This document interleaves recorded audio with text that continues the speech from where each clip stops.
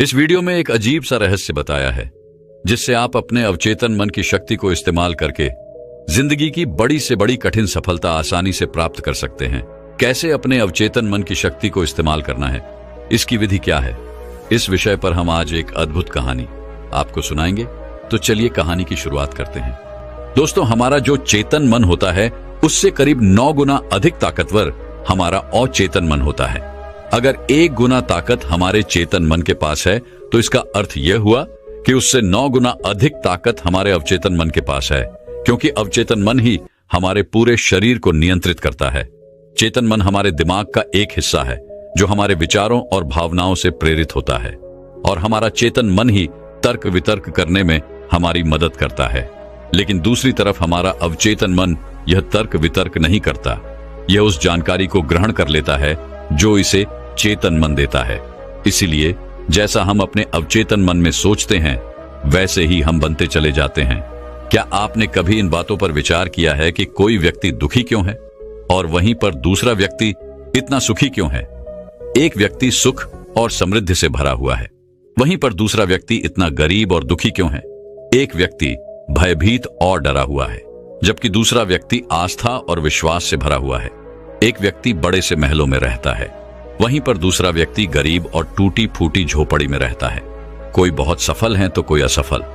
कोई व्यक्ति कुछ ही मेहनत करके सफलता प्राप्त कर लेता है और वहीं पर कोई दूसरा व्यक्ति जीवन भर मेहनत करने के बाद भी असफल ही रह जाता है। तो आखिर इन सब चीजों का कारण क्या है? क्या आपने कभी इन पर विचार करने की कोशिश की है?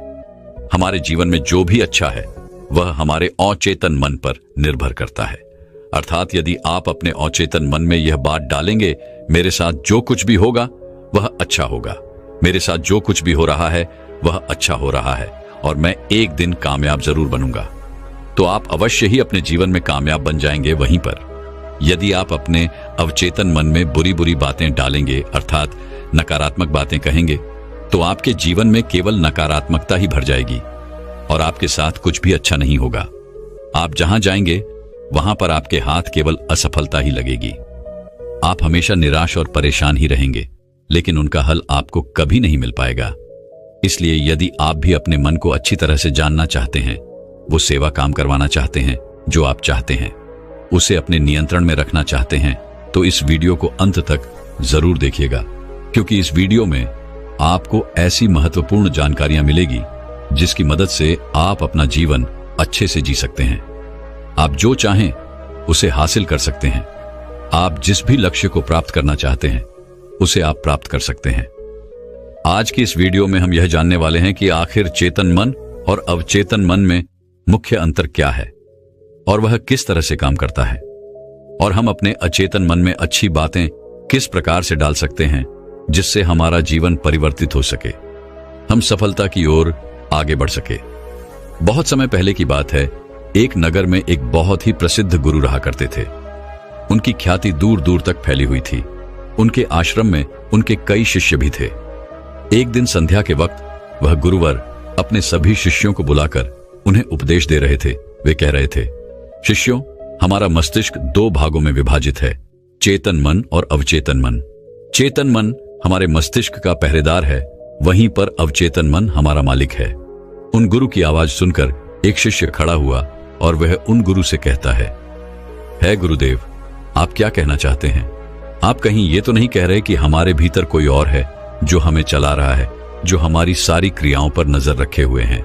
इस पर गुरुवर उस शिष्य को मुस्कुराते हुए कहते हैं, भंते, मैं तुम्हें एक छोटी सी कहानी सुनाता हूं। इस कहानी में तुम्हें तुम्हारे सवालों का जवाब मिल जाएगा। इस कहानी को ध्यानपूर्वक सुनना और इसे समझने का प्रयास करना। आगे गुरुवर कहानी बताते हुए कहते हैं, बहुत समय पहले की बात है। एक नगर में एक बहुत ही धनी सेठ रहा करता था और उसकी एक बड़ी सी हवेली भी थी। उसकी हवेली के द्वार पर हमेशा एक पहरेदार तैनात रहता था, और हवेली में जब भी कोई उपद्रव होता, कोई शोर शराबा होता या लड़ाई झगड़े होते, तो उसकी आवाज चारों ओर गूंजने लगती, और उस आवाज को सुनकर आसपास के पड़ोसी भी उस महल के पास आते और उस पहरेदार को खूब समझाने की कोशिश करते और कहते, देखो, तुम्हारी हवेली से बहुत सारी आवाजें आती हैं, लड़ाई झगड़े होते रहते हैं, जिससे हमारे घर की शांति भंग हो जाती है। कृपया करके लड़ाई झगड़े को बंद करो। आखिर इस शोर शराबे में क्या रखा हुआ है? इस तरह से लड़ाई झगड़े करके तुम अपना जीवन कैसे शांति से बिता सकते हो?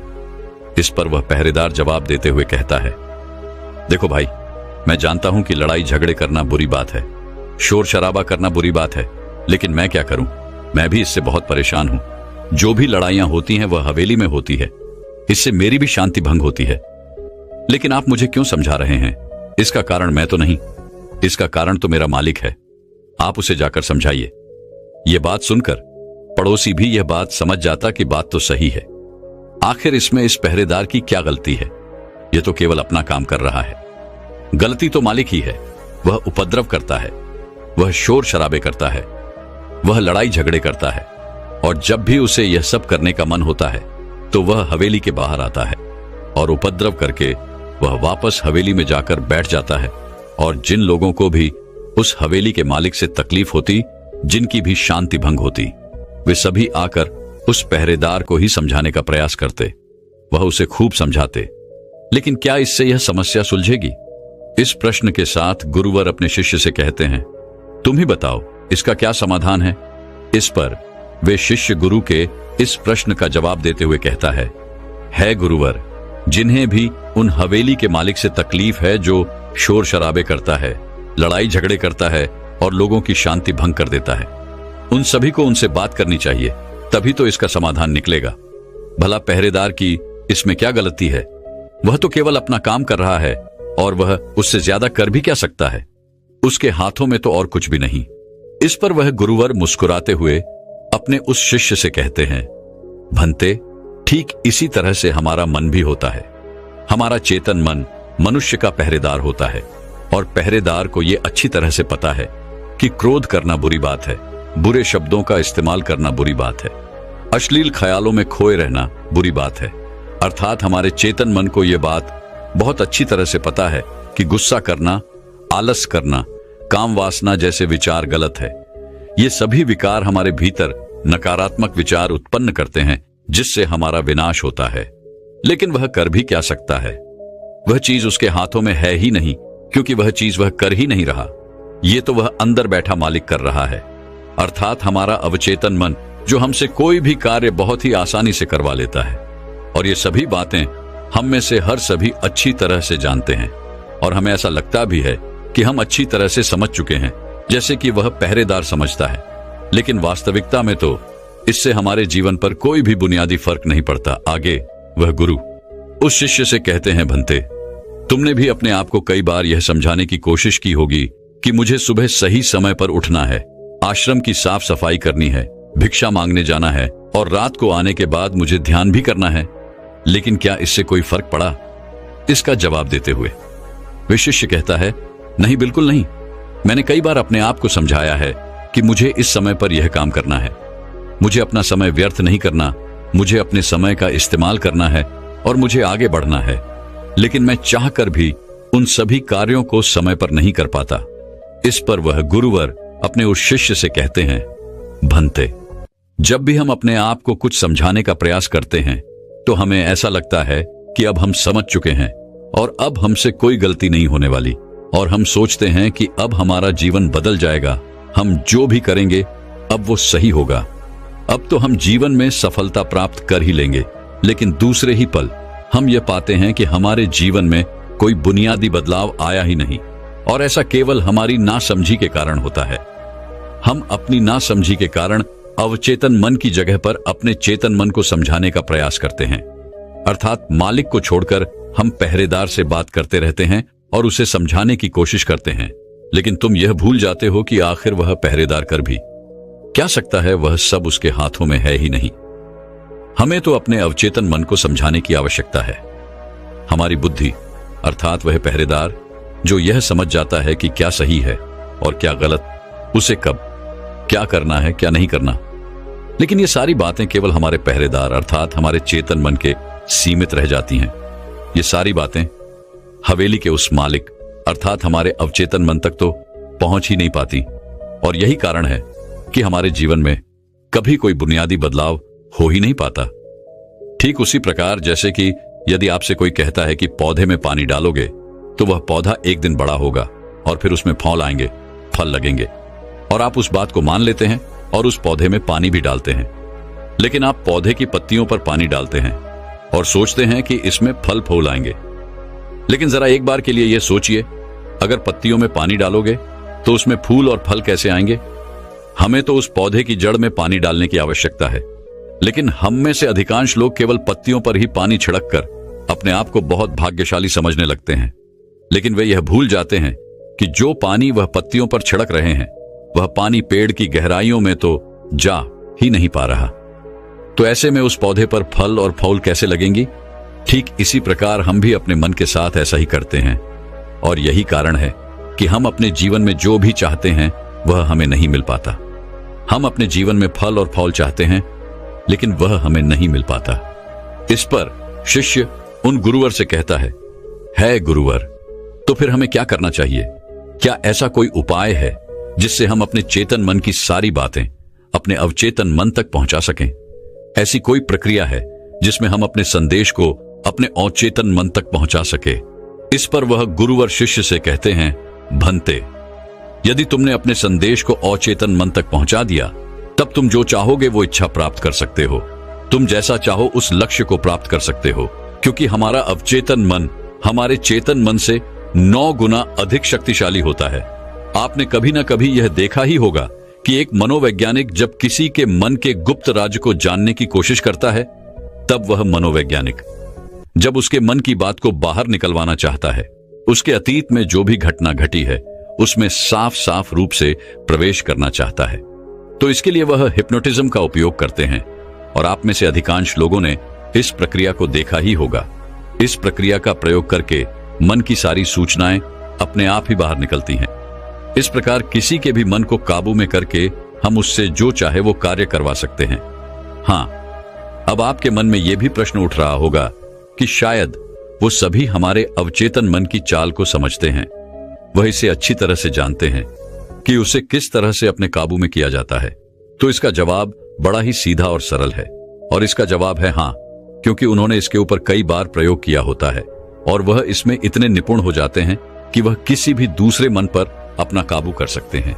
और अगर आप भी अपने अवचेतन मन की बात को समझते हैं, अपने मन की चाल को समझते हैं, तो आप भी अपने ही नहीं बल्कि किसी दूसरे के मन को भी वश में कर सकते हैं। आगे गुरुवर अपने उस शिष्य से कहते हैं, भंते, अपने अचेतन मन तक संदेश पहुंचाने के लिए आपको अपने चेतन मन को शांत करना होगा, उसे सुलाना होगा। और ऐसा इसलिए क्योंकि हमारा चेतन मन तर्क वितर्क करने में माहिर है। वो एक पहरेदार है, वो हमारी रक्षा के लिए हमेशा तैनात रहता है। इसलिए जब भी तुम अपना कोई संदेश उस चेतन मन तक पहुंचाने की कोशिश करोगे, तो वह तुमसे तर्क वितर्क जरूर करेगा और हमें अपनी बात अपने मालिक तक पहुंचाने की हमें इजाजत तक नहीं देगा।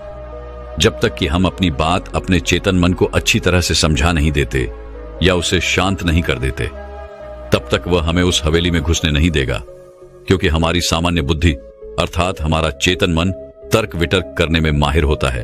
और यही कारण है कि हम में से अधिकांश लोग अपने अचेतन मन तक एक साफ और स्पष्ट संदेश पहुंचा ही नहीं पाते, और इसी कारण हम अपने अचेतन मन को भी अच्छी तरह से समझ नहीं पाते। और हमारा अचेतन मन तर्क वितर्क नहीं करता, उसे तो केवल साफ और स्पष्ट संदेश चाहिए जिस पर वह कार्य कर सके। और उस तक हम साफ और स्पष्ट संदेश तभी पहुंचा सकते हैं जब हमारा मन पूरी तरह से शांत रहेगा, जब हमारे मन में और कोई विचार नहीं होंगे। और यही कारण है कि जब एक मनोवैज्ञानिक किसी के मन पर प्रयोग करता है, उसके मन को काबू करने की कोशिश करता है, उससे मनचाही बात निकलवाने की कोशिश करता है, तो सबसे पहले वह उसके चेतन मन को ही सुनाता है। आपने कहीं ना कहीं यह तो देखा ही होगा कि उनके सामने एक पेंडुलम जैसी चीज उनकी आंखों के सामने रख दी जाती है और उसे घुमाया जाता है, जिसे लगातार देखने के बाद वो व्यक्ति पूरी तरह से निद्रा में चला जाता है। और इस कारण उसका चेतन मन पूरी तरह से शांत हो जाता है। और जब उसका पहरेदार पूरी तरह से सो जाता है और उसके पास तर्क वितर्क करने के लिए कोई नहीं बचता, तब वह वैज्ञानिक आसानी से उस हवेली में जाता है और उस मालिक से जी भर के बातें करता है। जो बातें वह चाहता है वह बातें वह उससे निकलवा देता है। तिबेट के एक महान दार्शनिक ने कहा था कि अगर बात समझ में आ जाए तो आपका जीवन परिवर्तित हो जाता है। लेकिन उन्होंने वह बात उस समय के लोगों के लिए कही थी क्योंकि उस समय तिब्बत और बाकी दुनिया के लोग बहुत सरल हुआ करते थे।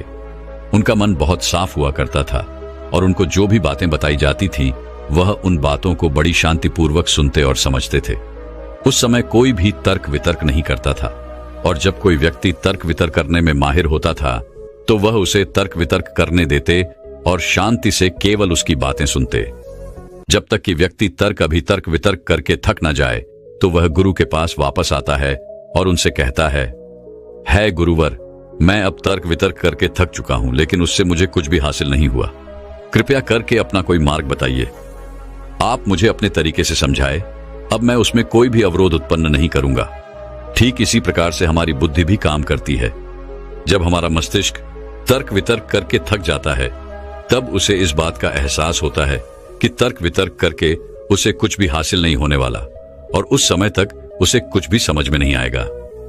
दोस्तों, महात्मा बुद्ध अपनी बातों को 3 बार दोहराया करते थे, और यदि कोई बात आपसे 3 बार कही जाए तो क्या आप उस बात को सुन पाएंगे? मान लीजिए आप किसी चिकित्सक के पास जाते हैं और वह चिकित्सक आपसे 1 बार कहता है कि आप ठीक हैं, आपको कुछ नहीं हुआ, तो ये बात आप सुन लेते हैं और आपको यह बात समझ में आ जाती है कि मैं ठीक हूं और मुझे कुछ भी नहीं हुआ। लेकिन अगर वही चिकित्सक आपसे बार बार वही बात कहे, बार बार वह वही बात दोहराए, तो क्या आपको क्रोध नहीं आएगा? आप यही कहेंगे कि हाँ, मुझे वह बात समझ में आ चुकी है। आप बार बार एक ही बात क्यों दोहरा रहे हैं? मैं समझ चुका हूं कि मैं बीमार नहीं हूं और मुझे कुछ नहीं हुआ, तो इसको बार बार दोहराने से क्या फायदा? लेकिन वास्तविकता तो यह है कि जब हम किसी बात को बार बार दोहराते हैं तो उससे हमारा चेतन मन ऊब जाता है, और बार बार उस बात को सुनने से हमारा चेतन मन उस बात पर ध्यान नहीं देता। और यही वह वक्त होता है जब हमारी बात हमारे अवचेतन मन तक पहुंचती है। और जब आपकी बात आपके अवचेतन मन तक पहुंच जाए तो यकीन मानिए कि तब कुछ भी संभव है। फिर चाहे आप कोई अपने जीवन में बड़ा लक्ष्य प्राप्त करना चाहते हो या फिर अपना स्वास्थ्य सुधारना चाहते हो, सब कुछ संभव हो जाएगा। दोस्तों, आपने कभी ना कभी यह किस्सा तो सुना ही होगा। एक प्लेन क्रैश हो गया था और उस प्लेन का जो पायलट था उसकी प्लेन से गिरने की वजह से शरीर की सारी हड्डियां टूट चुकी थीं, और जब उसे अस्पताल में भर्ती किया गया तो उसे हिला डुला भी नहीं जा रहा था। डॉक्टरों ने भी यह जवाब दे दिया था कि तुम ठीक नहीं हो सकती और तुम्हारी हड्डियों को फिर से जोड़ पाना लगभग नामुमकिन है। लेकिन वह व्यक्ति जीना चाहता था। उसने अपने अवचेतन मन में जबरदस्ती यह बात डाली कि मैं ठीक हो सकता हूं, मैं ठीक हो सकता हूं, और यकीन मानिए कि वह व्यक्ति सच कुछ ठीक हो गया। वह अपने पैरों पर चलकर अपने घर गया। ऐसा केवल हमारे अचेतन मन की शक्तियों के कारण होता है। जब हम कुछ ठान लेते हैं और अपने अचेतन मन को एक स्पष्ट और साफ संदेश देते हैं तो हमारा अचेतन मन हमसे कुछ ऐसे कार्य करवाने लगता है कि हमारे लिए सब कुछ मुमकिन हो जाता है।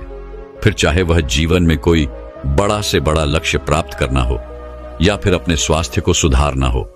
और पुराने जमाने में यह बहुत सरल हुआ करता था, क्योंकि उस समय लोग तर्क वितर्क नहीं किया करते थे, और जो भी उसे कहा जाता था वह उसे बहुत गहन ध्यान के साथ सुनते थे और समझते थे। लेकिन आजकल के तथाकथित बुद्धिमान लोग वे सभी इन सभी बातों को अंधविश्वास कहते हैं। लेकिन यह भी एक वास्तविकता है कि जैसा आप खुद से कहते हैं वैसा ही आप अंदर से बनते चले जाते हैं। आप अंदर से उतने ही अशांत होने लगते हैं, और जो व्यक्ति अपने मन की बकबक को शांत कर पाता है वही शांति को प्राप्त कर पाता है। हमारी जो बुद्धिमानी है वही हमारे अचेतन मन का एक रूप होती है। हमारा चेतन मन हमें कोई भी नई चीज सीखने में हमारी मदद करता है। जैसे यदि आप कोई नई भाषा सीखना चाहते हैं या फिर आप कोई नई टेक्निक सीखना चाहते हैं तो इसमें हमारा चेतन मन हमारी बहुत मदद करता है। लेकिन जब बात आती है भावनाओं की, अर्थात क्रोध, कामना, आलस इत्यादि, जो कि हमारे अचेतन मन का हिस्सा होते हैं, उन्हें हमें सीखना नहीं पड़ता, वह तो हमारे अंदर पहले से ही मौजूद है। क्या आपने कभी एक पल के लिए यह सोचा है कि क्या आपने कभी क्रोध सीखा है? क्या आपने कभी काम वासना सीखी है? क्या आपने कभी आलस सीखा है?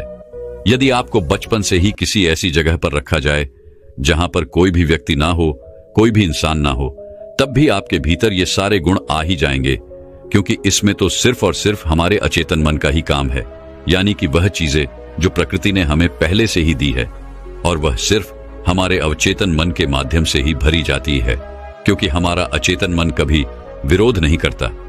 क्या आपने कभी इस बात पर भी गौर किया है कि जो इस दुनिया में बाहरी चीजें हैं उसे आप सीख सकते हैं, लेकिन जहां बात आती है हमारे भीतर की, अर्थात ग्रोथ को ना करने वाली सीख की, तो आप उस सीख को नहीं सीख पाते।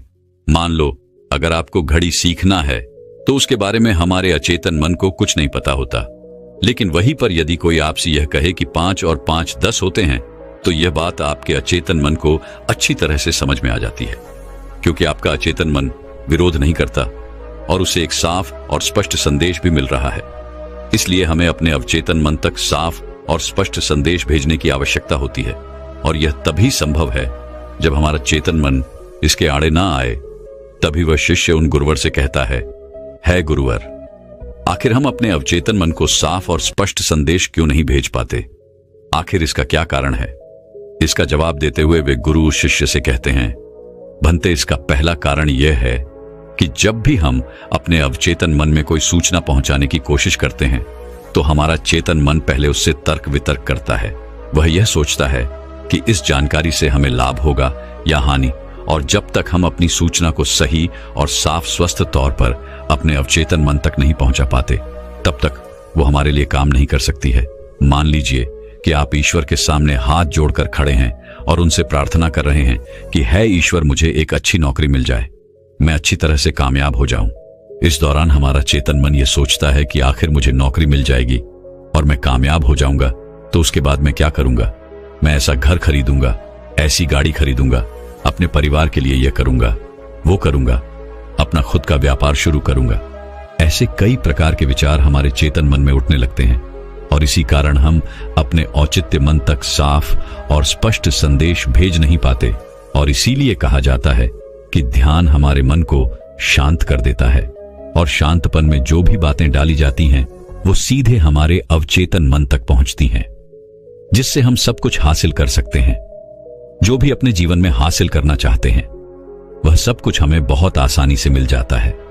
यदि आप भी अपने जीवन में बुनियादी रूप से परिवर्तन चाहते हैं, जीवन में कुछ बदलाव चाहते हैं और अपने जीवन में किसी लक्ष्य को प्राप्त करना चाहते हैं, तो आपको अपने अवचेतन मन तक साफ और स्पष्ट संदेश भेजना ही होगा। अपने अवचेतन मन को अपने वश में करना ही होगा, और अपने अवचेतन मन को वश में करने के लिए आप यह एक तरीका अपना सकते हैं। अगर आपको कोई चीज पानी है तो आपको उस चीज को मंत्र की तरह मन में दोहराना होगा, और ऐसा आपको करीब 28 दिन तक करना होगा। और यदि इस दौरान आपसे कोई यह कहे कि इससे कोई फर्क नहीं पड़ने वाला, यह सब बेकार की बातें हैं, तो उनकी बातों पर यकीन मत कीजिएगा, क्योंकि यदि आप कोई बात मंत्र की तरह दोहराते हैं तो वह मंत्र अर्थात वो बातें हमारे अवचेतन मन तक पहुंच जाती हैं। और एक बार यदि आपकी बात आपके अवचेतन मन तक पहुंच गई तो हम दुनिया की कोई भी चीज पा सकते हैं। हम किसी भी बड़े से बड़े लक्ष्य को हासिल कर सकते हैं, और उसके लिए आपको बस इतना ही करना है। जब भी आप रात को सोने जाएं तो बिस्तर पर लेटने के बाद नींद आने से ठीक पहले आपको करीब 10 से 15 बार अपने मन में उस मंत्र को दोहराना है जो भी आप चाहते हैं, और ऐसा करते हुए आपको नींद में चले जाना है, क्योंकि हमारा अचेतन मन कभी नहीं सोता। वो 24 घंटे 365 दिन आपके लिए लगातार काम करता रहता है, जबकि रात को सोते समय हमारा चेतन मन पूरी तरह से शांत होता है और वह सो जाता है। और यही वह समय है जब हमारा अवचेतन मन पूरी तरह से जागृत होता है। यह सबसे ज्यादा शक्तिशाली होता है। रात को सोते वक्त जो भी बातें आप अपने मन में डालते हैं, आप वैसे ही बनते चले जाते हैं। कभी आपने इस बात पर गौर किया है कि जब भी आप रात को सोते वक्त कोई नकारात्मक बात या नकारात्मक जानकारी लेते हैं तो सुबह उठते ही आपको नकारात्मक विचार आते हैं, और वहीं पर यदि आप रात को सोते वक्त सकारात्मक जानकारी या सकारात्मक बातें करते हैं तो अगले दिन सुबह आप बहुत ज्यादा ताकतवर महसूस करते हैं। आपका दिन पहले से ज्यादा अच्छा लगने लगता है, आप अच्छा महसूस कर पाते हैं। इसलिए रात को सोते वक्त कभी भी अपने आप से नकारात्मक बातें ना करें। हो सके तो हमेशा अपने आप से सकारात्मक बातें करें, या फिर आप चाहें तो इस प्रयोग को भी अपना सकते हैं और अपने जीवन में जो कुछ भी चाहे आप उसे पा सकते हैं, क्योंकि एक बार यदि आपका लक्ष्य आपके अवचेतन मन तक पहुंच गया तो उसे पाना बहुत आसान हो जाएगा, फिर वह चाहे कितना भी बड़ा क्यों ना हो। वह चाहे कितना भी कठिन क्यों ना हो, आप उसे हासिल कर ही लेंगे, आप उसमें कामयाबी पा ही लेंगे। इतना कहकर वह गुरुवर शांत हो गए और वह शिष्य भी यह समझ चुका था कि आखिर हमारे चेतन मन और अवचेतन मन में क्या अंतर होता है और किस प्रकार हम अपने लक्ष्य को प्राप्त कर सकते हैं।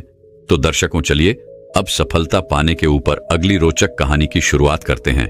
दोस्तों, जब हम यह सोचते हैं कि जो हुआ वह अच्छा नहीं हुआ, ऐसा नहीं होना चाहिए था, यदि मैं कोई तरकीब या कोई उपाय अपना लेता तो ऐसा नहीं होता, यदि मैंने किसी से सलाह ही ले ली होती या फिर खुद की सूझबूझ का इस्तेमाल किया होता तो आज मुझे यह परेशानियां नहीं उठानी पड़ती, मैं आज इस तरह से तकलीफों में नहीं रहता। इस प्रकार हम खुद को कोसने लगते हैं, खुद को दुखी करने लगते हैं। मैं आपको बता दूं कि इस तरह का पश्चाताप करने से आपको कोई लाभ नहीं होने वाला। आप चाहे कितने भी हाथ पैर मार लें, चाहे आप लाखों कोशिशें कर लें, लेकिन आप अपने अतीत को बदल नहीं सकते, क्योंकि इस तरह के विचार केवल चिंता पैदा करते हैं। लेकिन यही चिंता अर्थात यही पश्चाताप हमारे लिए बहुत लाभदायक भी साबित हो सकता है। अब आप में से कई लोग यह सोच रहे होंगे कि भला जो बीत गया, यदि हम उस पर सोच विचार कर रहे हैं तो यह हमारे लिए कैसे लाभदायक हो सकता है। हम तो पहले ही मुसीबत में हैं, हम तो पहले से ही तकलीफ में हैं, तो ऐसे में यह हमारे लिए कैसे फायदेमंद हो सकता है। दोस्तों, अगर आप उन गलतियों से सीख लेकर खुद को बदलने का प्रयास करें तो आप अपना आने वाला भविष्य खुद ही बदल सकते हैं, उसे संभाल सकते हैं। अगर अतीत की गलतियों से सीख लेकर खुद को बदलने का प्रयास किया जाए तो सही मायने में वही पश्चाताप कम होता है। आज की जो बौद्ध कहानी मैं आपको सुनाने जा रहा हूं, इस कहानी के माध्यम से मैं आपको कुछ ऐसे तरीके बताने वाला हूं जिन तरीकों को अपनाकर आप अपने जीवन में इस प्रकार के पश्चाताप से बच सकते हैं। आप अपनी अतीत की गलतियों को भुलाकर आप अपने आप को वे एक नया इंसान बन सकते हैं। जो लोग खुद पर संदेह करते हैं, जो अपने ही विचारों में उलझे रहते हैं, जिन्हें उनकी अतीत की गलतियां परेशान करती रहती हैं, उनके लिए यह एक वरदान साबित हो सकता है। एक समय की बात है, एक नगर में एक युवक रहता था जो अपने कर्मों से बहुत परेशान था। उसने 30 साल कड़ी मेहनत की, लेकिन उसके बाद भी उसे अपने कर्मों का फल नहीं मिला, जिस कारण वह अंदर से बहुत निराश हो चुका था। वह अंदर से पूरी तरह से टूट चुका था, जिस कारण उसने संन्यास ग्रहण कर लिया। उसने सोचा कि मैं अपने संसारी जीवन में तो कुछ न कर सका, लेकिन मैं अपने सन्यासी जीवन में अवश्य कुछ न कुछ प्राप्त करके ही रहूंगा। मैं सत्य की खोज किसी भी कीमत पर करके ही रहूंगा। देखते ही देखते करीब 5 वर्ष बीत गए, लेकिन अब तक उसका अपने मन पर कोई नियंत्रण नहीं था। जब भी वह भिक्षा मांगने किसी नगर में जाता और वहां पर यदि उसकी नजर किसी सुंदर स्त्री पर पड़ जाती तो उसके मन में कामुक विचार उठने लगते थे, और जब भी वह शांत होता और अकेले कहीं पर बैठता तो उसे खुद पर क्रोध आता, उसे खुद पर पश्चाताप होता, और तब वह यह सोचता कि आखिर मैं सन्यासी क्यों बन गया जब मैं अपने मन पर नियंत्रण ही नहीं पा सकता। तो मेरे इस सन्यासी जीवन का क्या फायदा? इससे तो अच्छा होता कि मैं किसी अच्छी और सुंदर स्त्री से विवाह कर लेता, पैसे कमाता और अपना घर परिवार संभालता। हो सकता था कि मेरे अपने बच्चे भी होते, लेकिन मैं भी कितना बेवकूफ हूं।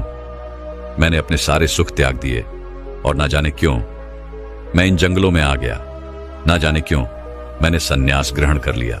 इसी प्रकार के कई सारे विचार उसके मन में उठने लगे थे, और इन्हीं विचारों के कारण उसके मन में नकारात्मकता पैदा होने लगी थी, जिस कारण वह छोटी छोटी बातों पर क्रोधित हो जाता। वह अपने आप को कोसने लगता। जब भी वह किसी सफल सन्यासी को देखता तो उसके मन में जलन पैदा होने लगती, और वह उन्हें नीचा दिखाने के लिए हर मुमकिन प्रयास भी करता। इसी प्रकार के कई तरह तरह के विचार उसे परेशान करने लगे थे, और अब वह और भी ज्यादा चिंतित रहने लगा था। उसने खाना पीना पूरी तरह से छोड़ दिया था। एक दिन रात्रि के वक्त वह आश्रम के बाहर बैठकर रो रहा था, और रोते रोते उसने यह तय किया कि वह अपना जीवन समाप्त कर देगा। यह सोचकर वह आश्रम से निकल पड़ा और एक पहाड़ की चोटी पर जाकर खड़ा हो गया। रोते रोते वह यह सोच रहा था कि मैं चाहकर भी अब अपनी पुरानी जिंदगी में वापस नहीं लौट सकता, क्योंकि मैंने सबके सामने सन्यास ग्रहण किया है, और एक बार सन्यास ग्रहण करने के बाद इंसान का घर परिवार सब कुछ छूट जाता है। ऐसा सोचता हुआ वह उस पहाड़ से नीचे की ओर देख रहा था। उसकी आंखों से आंसू बह रहे थे, लेकिन अब भी उसके मन में तरह तरह के विचार उत्पन्न हो रहे थे। वह अब भी यही सोच रहा था कि यदि मैंने अपने जीवन में सही निर्णय लिए होते तो आज मुझे ये दिन न देखना पड़ता। रोते हुए अपने कदम आगे बढ़ाने ही वाला था कि तभी उसे एक आवाज सुनाई दी। कोई उससे चिल्लाकर यह कह रहा था, भंते रुक जाओ, जहां छोड़कर जा रहे हो वापस वहीं से शुरुआत करनी पड़ेगी, इसलिए एक बार फिर सोच लो। यह आवाज सुनकर वह सन्यासी रुक गया। उसने पीछे मुड़कर यहां वहां देखा, लेकिन उसे वहां पर कोई भी दिखाई नहीं दिया। तभी उसने जोर से चिल्लाकर कहा, कौन हो तू? तभी उसकी नजर एक बूढ़े बौद्ध भिक्षु पर पड़ी और उन्हें देखकर वह सन्यासी और भी क्रोधित हो उठा और कहने लगा, कौन हो तुम और मुझे क्यों रोकना चाहते हो? तभी वह बूढ़ा बौद्ध भिक्षु उस सन्यासी से कहता है, भंते, मैं तो बस इतना ही कह रहा हूं, तुम जहां छोड़कर जा रहे हो तुम्हें वापस वहीं से शुरुआत करनी पड़ेगी, इसलिए निर्णय लेने से पहले एक बार फिर सोच लो, कहीं तुम फिर से गलत निर्णय तो नहीं ले रहे। तभी वह सन्यासी क्रोधित होकर उन बौद्ध भिक्षु से कहता है, आपको क्या लगता है कि मैं बार बार यही गलतियां दोहराऊंगा? मैं मानता हूं कि मैंने अनजाने में गलतियां की है और इसका मतलब यह नहीं कि बार बार मैं यही गलतियां दोहराते रहूंगा। मैंने अपनी गलतियों से बहुत बड़ी सीख ली है, लेकिन अब मैं उन गलतियों को ठीक नहीं कर सकता। अब मैं उन्हें बदल नहीं सकता, इसलिए मैंने बहुत सोच समझकर यह फैसला लिया है। उस सन्यासी की यह बात सुनकर वह बूढ़ा बौद्ध भिक्षु जोर जोर से हंसने लगा और उस सन्यासी से कहता है, भंते, अतीत की गलतियां कोई नहीं सुधार सकता, क्योंकि बीता हुआ समय कभी लौटकर नहीं आने वाला। हाँ, वे लोग मूर्ख होते हैं जो यह कहते हैं कि वे लोग अतीत को बदल सकते हैं। उनसे बड़ा अज्ञानी इस दुनिया में दूसरा और कोई नहीं हो सकता, क्योंकि जब तुम समय को वापस नहीं मोड़ सकते तो तुम अपनी अतीत की गलतियों को भला कैसे बदल सकते हो? लेकिन जो लोग समझदार हैं, जो लोग ज्ञानी हैं, वे लोग यह बात बहुत अच्छी तरह से जानते हैं कि जीवन में गलतियां करना कितना जरूरी होता है। गलतियों के कारण ही तो हम सीख पाते हैं, अपनी गलतियों से समझ पाते हैं और अपने भविष्य को बेहतर बना पाते हैं। आगे वह बूढ़ा बौद्ध भिक्षु उस सन्यासी से कहता है, भंते, जब तक तुम्हें खुद की कमियों का ही पता नहीं होगा तब तक तुम अपने आप को बेहतर कैसे बना सकते हो? और हमारी कमियां तो सिर्फ हमारी गलतियों से ही पता चलती हैं। आगे वह बूढ़ा बहुत भिक्षु उस सन्यासी से कहता है, बहती है, हर माता पिता अपने बच्चों को बड़े ही लाड़ प्यार से पालते हैं। वह उन पर कभी कोई आंच नहीं आने देना चाहते। वह यह नहीं चाहते कि उनका बेटा कभी कोई गलतियां करे और उसे कोई तकलीफ हो, लेकिन वह यह भूल जाते हैं कि जीवन एक युद्ध का मैदान है जहां हम खुद अपनी गलतियों से सीखते हैं और एक योद्धा बनते हैं। और जो यह सोचता है कि वह अपने जीवन में कभी कोई गलती ही नहीं करेगा, तो इसका अर्थ यह हुआ कि वह कभी भी जीवन के इस रण क्षेत्र में हिस्सा ही नहीं लेना चाहता। और जो कोई भी इस युद्ध में हिस्सा नहीं लेता, वह अपने जीवन में कभी कुछ नया नहीं कर पाता, ना ही वह अपने जीवन में कुछ सीख पाता है। वह तो केवल वही करता है जो उसे सिखाया गया है। और जो व्यक्ति इस युद्ध भूमि में हिस्सा लेता है, वह यह अच्छी तरह से जानता है कि उसे कई बार गिरना होगा, कई बार संभलना होगा, लेकिन उसे रुकना नहीं है, बल्कि उसे चलते रहना है, क्योंकि जीवन चलते रहने का नाम है। इस पर वह सन्यासी और भी क्रोधित हो उठता है और बौद्ध भिक्षु से कहता है, आखिर तुम कहना क्या चाहते हो? तुम इस तरह से मेरा समय व्यर्थ कर रहे हो। जो भी कहना है जल्दी कहो, अन्यथा अच्छा नहीं होगा।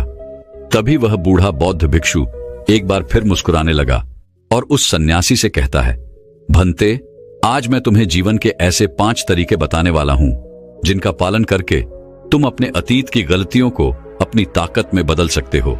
आगे वह बौद्ध भिक्षु उस सन्यासी से पूछते हैं, भंते, क्या तुम जानना चाहोगे कि वो 5 तरीके कौन से हैं? यदि तुम जानना चाहते हो तो इसके लिए तुम्हें भी मुझे एक वचन देना होगा। तभी वह सन्यासी कहता है, कैसा वचन? तभी वह बूढ़ा बौद्ध भिक्षु बड़े ही प्रेम से उस सन्यासी से कहता है, बस इतना ही कि तुम अपने मन से आत्महत्या का ख्याल निकाल दोगे। सिर्फ तभी मैं तुम्हें यह 5 बातें बताऊंगा, अन्यथा तुम अपने फैसले पर अटल रह सकते हो। लेकिन याद रखना कि जो गलतियां तुमने पहले दोहराई हैं, हो सकता है कि इस बार भी तुम वही गलती कर रहे हो। इतना कहकर वह बूढ़ा बौद्ध भिक्षु शांत हो गया और वह सन्यासी कुछ देर के लिए सोच विचार में पड़ गया। वह यह नहीं समझ रहा था कि वह क्या करे। यदि वह आत्महत्या करता है तो उसे वह 5 बातें नहीं पता चल पाएंगी, और यदि वह 5 बातें जानने के लिए जाता है तो उसे आत्महत्या का ख्याल मन से निकालना पड़ेगा। वह सन्यासी असमंजस में पड़ गया, लेकिन काफी देर सोच विचार करने के बाद आखिरकार उसने उस बूढ़े बौद्ध भिक्षु की बात मान ली और वह उन बूढ़े बौद्ध भिक्षु के पास पहुंचा और कहने लगा, कहिए आप क्या कहना चाहते हैं। तभी वह बूढ़ा बौद्ध भिक्षु उस सन्यासी से पहली बात बताते हुए कहता है, भंते, सबसे पहले तो तुम यह जान लो कि अतीत में जो भी तुमसे गलतियां हुई है वह किसके कारण हुई, उसके पीछे का क्या कारण था, क्योंकि कोई भी गलती करने के पीछे कुछ मुख्य कारण अवश्य होते हैं। तुम्हें सबसे पहले उन कारणों को पहचानना होगा।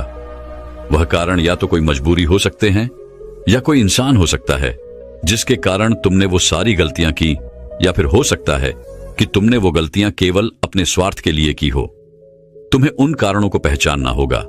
यदि तुम्हें किसी से धोखा मिला तो क्यों मिला? क्या तुमने कभी इसके ऊपर विचार किया है? क्योंकि शायद तुमने उस पर हद से ज्यादा विश्वास किया होगा।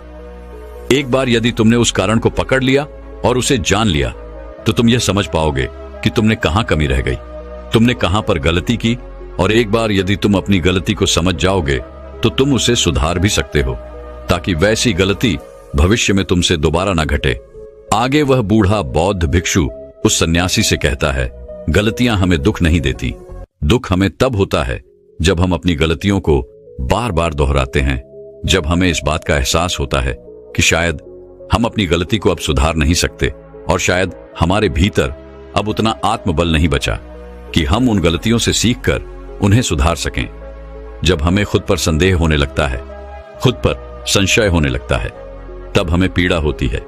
किंतु एक बार, केवल एक बार यदि तुम यह समझ जाओ कि गलती करके जब हम उससे सीख लेते हैं और उस गलती को सुधारने का हर मुमकिन प्रयास करते हैं तो हमारे भीतर एक विश्वास जाग उठता है और फिर हमें कभी कोई दुख नहीं परेशान करता। इसलिए हमें किसी भी गलती के पीछे का कारण जानना बहुत आवश्यक होता है, और इसके लिए तुम चाहो तो खाली बैठकर चिंतन कर सकते हो। यह इतना मुश्किल भी नहीं है। एक बार अगर उस गलती के पीछे की वजह तुम्हें समझ में आ जाए तब दूसरा तरीका काम आता है। जब हम गलती के पीछे की वजह को जान जाते हैं, उसे समझ जाते हैं, तो उसके बाद हमें खुद से एक सवाल करना चाहिए, और वह सवाल यह है कि गलती करने से पहले हम कैसे इंसान थे, और यह गलती करने के बाद हमारे अंदर क्या परिवर्तन हुआ है। क्या हमने अपनी गलती से कोई सीख ली है या नहीं, और यदि सीख ली तो फिर हमने अपने बारे में क्या जाना। आगे वह बूढ़ा बौद्ध भिक्षु उस सन्यासी से कहता है, भंते, यदि तुम इस प्रकार खुद से सवाल करोगे तो तुम पाओगे कि तुम्हारे जीवन में कुछ नए अनुभव जुड़ गए हैं, और यह अनुभव ही तुम्हें आगे ले जाएंगे, क्योंकि यह जीवन में आगे बढ़ने के लिए तुम्हारी बहुत मदद करेंगे। तुमने देखा होगा कि जब किसी को जीवन में धोखा मिलता है तो अधिकांश लोग केवल यह सोचते हैं कि आखिर इसमें हमारी क्या गलती थी, लेकिन वह इस वास्तविकता को नहीं देख पाते कि आखिर तुम्हें धोखा मिला है तो क्यों मिला। क्योंकि आप एक संवेदनशील इंसान हैं, और जब आप ज्यादा संवेदनशील हो जाते हैं तो ऐसी स्थिति में आपकी संवेदनशीलता ही आपके धोखे का कारण बनती है, और यही आपकी गलती है। और जब आपको अपनी गलती के बारे में पता चल गया तो आपने यह भी सीख लिया कि आपकी गलती थी अधिक संवेदनशीलता। आपने अपने बारे में कुछ नया अनुभव प्राप्त किया। अगर तुम एक बार अपने बारे में निरीक्षण करना शुरू करोगे तो अपने बारे में तुम्हें बहुत सी अद्भुत बातें पता चलेंगी, और तब तुम खुद ही आश्चर्यचकित हो जाओगी, क्योंकि तुम खुद के बारे में और अधिक जानने लगोगे। इसलिए खुद का निरीक्षण करना अति आवश्यक है। आगे वह बूढ़ा बौद्ध भिक्षु उस सन्यासी से तीसरी आदत बताते हुए कहता है, तीसरे तरीके में हम खुद से संकल्प करते हैं। हम यह दृढ़ संकल्प बना लेते हैं कि हम भविष्य में दोबारा यह गलती नहीं दोहराने वाले। हाँ, हमसे कुछ नई गलतियां आवश्यक होंगी, लेकिन ये गलतियां हम जीवन में कभी नहीं दोहराएंगे। आगे वो बूढ़ा बहुत बिच्छू पोष सन्यासी से कहता है, बनते, इस संसार में 3 प्रकार के लोग होते हैं। एक वो जो दूसरों की गलतियों से सीखते हैं, दूसरे वो जो खुद की गलतियों से सीखते हैं, और तीसरे वो जो गलतियां करते ही रहते हैं लेकिन कभी अपनी गलतियों से सीख नहीं पाते। तुमने भिन्न भिन्न प्रकार की नदियों को तो देखा ही होगा। नदियों का अर्थ तभी निकलता है जब वो अलग अलग जगह से होकर गुजरती है। अगर वही नदी एक जगह पर ठहर जाए तो क्या वह नदी कहलाएगी? इसी प्रकार एक इंसान का जीवन भी नई नई गलतियां करने के लिए बना है। इसलिए एक बार जो तुमने गलती कर दी, उसके लिए दृढ़ संकल्पित हो जाओ कि तुम जीवन में वो गलतियां कभी नहीं दोहराओगे। हाँ, हो सकता है कि तुमसे कोई नई गलतियां हो, लेकिन यदि तुम बार बार वही गलतियां दोहराते हो तो तुम मूर्ख हो, ऐसी अवस्था में तुम में और किसी जानवर में कोई फर्क नहीं रह जाएगा। आगे वह बौद्ध भिक्षु उस सन्यासी को चौथा तरीका बताते हुए कहते हैं, भंते, कई बार तो हमें पहले से ही अपनी गलतियों के होने का एहसास हो जाता है। गलतियां होने से पहले ही हमें उसका आभास हो जाता है कि हमसे गलतियां होने वाली हैं। इसलिए अगर गलती होने से पहले आपको एहसास हो रहा है तो आप बहुत खुशकिस्मत है और आप उस गलती को होने से रोक सकते हैं। आपने कभी ना कभी इन संकेतों को महसूस किया होगा, क्योंकि यह ब्रह्मांड हमें संकेत देता है। लेकिन फिर भी हम में से अधिकांश लोग इन बातों को नजरअंदाज कर देते हैं, जिसका परिणाम हमें बाद में भविष्य में भोगना पड़ता है। लेकिन जैसे जैसे आप अपने इन अतीत की गलतियों से सीखने लगते हैं तो आपका अनुभव बढ़ने लगता है, जीवन के बारे में समझ पैदा होने लगती है, और जब हमारी समझ बढ़ने लगती है तो गलतियों को होने से रोका भी जा सकता है। इसलिए बुद्धिमानी का इस्तेमाल करें, चिंतन करिए कि आप जो भी काम करने जा रहे हैं आखिर उसका परिणाम क्या हो सकता है। कहीं वह काम कोई गलती तो नहीं कहलाएगा। इसी तरह से एक मनुष्य जीवन के परिपक्वों में बांटा जाता है और इसी से आपका विकास होता है, और हम सभी को इस राह से होकर गुजरना ही पड़ता है, अन्यथा हमारा जीवन वहीं पर ठहर जाएगा। हम कभी भी आगे नहीं बढ़ पाएंगे। यदि आप अपने जीवन में आगे बढ़ना चाहते हैं, किस लक्ष्य को प्राप्त करना चाहते हैं, तो आपको इस कार्य प्रणाली को अपनाना ही होगा, इसे समझना ही होगा। आगे वह बूढ़ा बौद्ध भिक्षु उस सन्यासी को आखिरी आदत बताते हुए कहते हैं, भंते, आखिरी और सबसे महत्वपूर्ण सीख, अगर तुम अपने अनुभव से एक इंसान बन चुके हो तो अब तुम दूसरों के लिए मार्गदर्शन का काम कर सकते हो। तुम दूसरों की राह में दीपक बनकर उन्हें रोशनी दिखा सकते हो, उन्हें उनकी राह पर आगे बढ़ा सकते हो, क्योंकि हम वैसे ही बन जाते हैं जैसा कि हम सोचते हैं। और जब आप खुद को बेहतर बनाने का प्रयास करेंगे तो आप देखते ही देखते बेहतर बनते चले जाएंगे, और ये प्रकृति भी आपका साथ देगी, आपकी सहायता करेगी। ब्रह्मांड आपको खुद ब खुद रास्ता दिखाएगा और तब आप मानव जाति का कल्याण करने के कार्य में लग जाते हैं। तब वह शास्त्रों में सबसे सर्वश्रेष्ठ कार्य माना जाता है। इससे श्रेष्ठ कार्य तो और कोई हो ही नहीं सकता। जो व्यक्ति समस्त जीव जंतुओं और मानव जाति के कल्याण के बारे में सोचता है, ऐसे लोग परमात्मा हो जाते हैं। ऐसे व्यक्तियों के मन में प्रेम, करुणा, दया जैसे अनेक भाव उत्पन्न होने लगते हैं, और परमात्मा करुणा और प्रेम का ही दूसरा नाम है। इतना कहकर वह बूढ़ा बौद्ध भिक्षु शांत हो गया, और उस सन्यासी को भी अपनी गलती का एहसास हो गया। अब उसकी आंखों में खुशी की आंसू थे। वह उन बौद्ध भिक्षु के चरणों में जा गिरा और उन बूढ़े बौद्ध भिक्षु से कहता है गुरुवर, ऐसा निर्मल और जीवन का सार्थक ज्ञान पाकर मैं धन्य हो गया। आपने जो कुछ भी मुझसे कहा है उसे मैं अपने जीवन में जरूर अपनाऊंगा, और मैं भी अपने जीवन को सार्थक बनाकर दिखाऊंगा। इतना कहकर उसने उन बौद्ध भिक्षु को प्रणाम किया और वापस अपने आश्रम लौट गया। दोस्तों, मैं उम्मीद करता हूं कि यह कहानी सुनने से आपके जीवन में अच्छे बदलाव आए होंगे। आपको इस वीडियो से क्या सीखने मिला, ये कमेंट करके जरूर बताएं, और अपने परिवार, दोस्तों या आपके करीबी इंसान के साथ ये कहानी शेयर करके उन्हें भी इस ज्ञान से परिचित करवाएं। बाकी अगर आपको यह वीडियो दिल से अच्छी लगी हो तभी इस वीडियो को लाइक कर देना, और आपने अब तक इस चैनल को सब्सक्राइब न किया हो तो चैनल को सब्सक्राइब भी जरूर कर देना। आपका हर दिन शुभ हो और खुशियों से आपका जीवन भरा रहे। धन्यवाद। नमो बुद्धाय।